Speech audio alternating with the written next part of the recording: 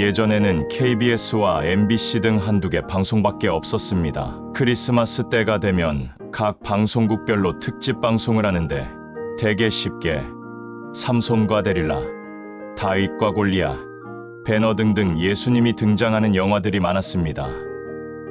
예수님을 주인공으로 하는 영화들이 무슨 내용인지 자세히는 기억나지 않지만 떠오르는 장면들은 몇 개가 있습니다. 예수님이 수많은 사람들 앞에서 설교하는 장면, 힘들게 기도하는 장면, 평소에 인자하던 분이 성전에서 좌판을 뒤집어 엎는 장면, 물 위로 걷는 장면, 제자들과 뭔가 얘기하는 장면 등등입니다.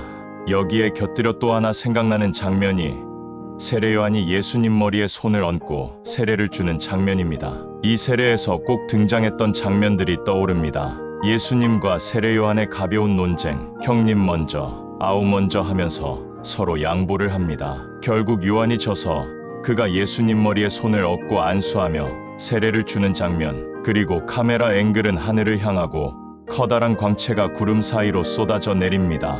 곁들여 어디선가 비둘기 한 마리도 날아들고 세례 요한이란 말도 선악과나 동정녀 마리아처럼 귀에 익은 단어입니다. 그리고 세계 수많은 곳에는 세례 요한 교회가 있습니다. 세례 요한은 영어로 하면 John the Baptist입니다. 세례자 요한이란 뜻이지요. 예수님에게 세례를 준 사람이라서 이름이 세례 요한이 된 것은 틀림없는 것 같은데 도대체 예수님에게 세례를 준 것이 무슨 의미가 있기에 호칭을 세례 요한이라고 부르는 것일까요? 요한은 제사장 사가랴의 아들로 태어났습니다. 사가랴는 레위 지파로 집안대대로 제사장 직분을 맡아왔습니다. 그가 성전에서 제사를 지내며 기도하는 가운데 하나님이 천사가 나타나 아들을 줄 것이라 연하며 요한이라는 이름까지 정해주었습니다. 주의 사자가 그에게 나타나 향단 우편에 선지라 사가랴가 보고 놀라며 무서워하니 천사가 그에게 이르되 사가랴여 무서워하지 말라.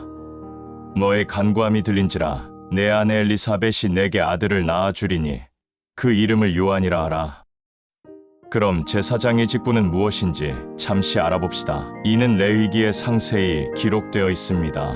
간단히 말하면 죄진 사람들을 위해 제사를 주관하는 일인데 케이스 바이 케이스로 특정한 경우마다 어떻게 제사를 지내는지 레위기 전체에 걸쳐 세밀하게 제사장의 일을 알려주고 있습니다. 만일 기름 부음을 받은 제사장이 범죄하여 백성의 허물이 되었으면 그가 범한 죄로 말미암아 흠 없는 수송아지로 속죄 제물을 삼아 여호와께 드릴지니 그 수송아지를 회막문 여호와 앞으로 끌어다가 그 수송아지의 머리에 안수하고 그것을 여호와 앞에서 잡을 것이요 회중의 장로들이 여호와 앞에서 그 수송아지의 머리에 안수하고 그것을 여호와 앞에서 잡을 것이요 그가 범한 죄를 누가 그에게 깨우쳐 주면 그는 흠없는 숫 염소를 예물로 가져다가 그 숫 염소의 머리에 안수하고 여호와 앞 번제물을 잡는 곳에서 잡을지니 이는 속죄제라. 그가 범한 죄를 누가 그에게 깨우쳐 주면 그는 흠없는 암염소를 끌고 와서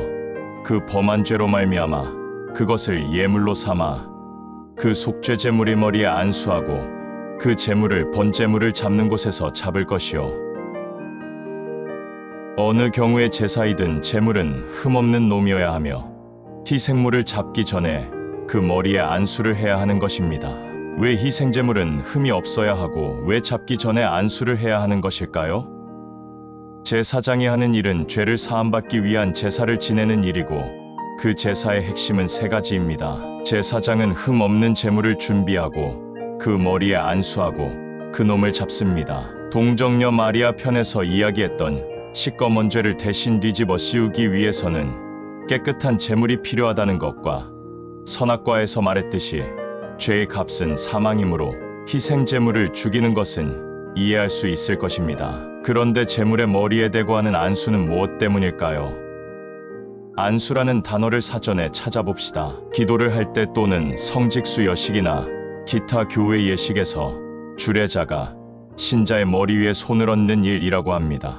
한문의 뜻을 봐도 안은 누르다, 어루만지다라는 뜻이니 역시 머리 위에 손을 얹는 행위를 말하는 것이 맞습니다. 정리를 해보면 안수는 머리에다 손을 얹고 하는데 보통 세 가지 경우에 합니다. 안수는 세 가지 모두의 경우에 머리에다 손을 얹고 하며 손을 통해 뭔가가 넘어갑니다. 첫째에서는 병을 치료하는 힘이, 둘째에서는 하나님의 일을 담당케 하는 은사가, 그리고 셋째에서는 인간의 죄가 재물에게로.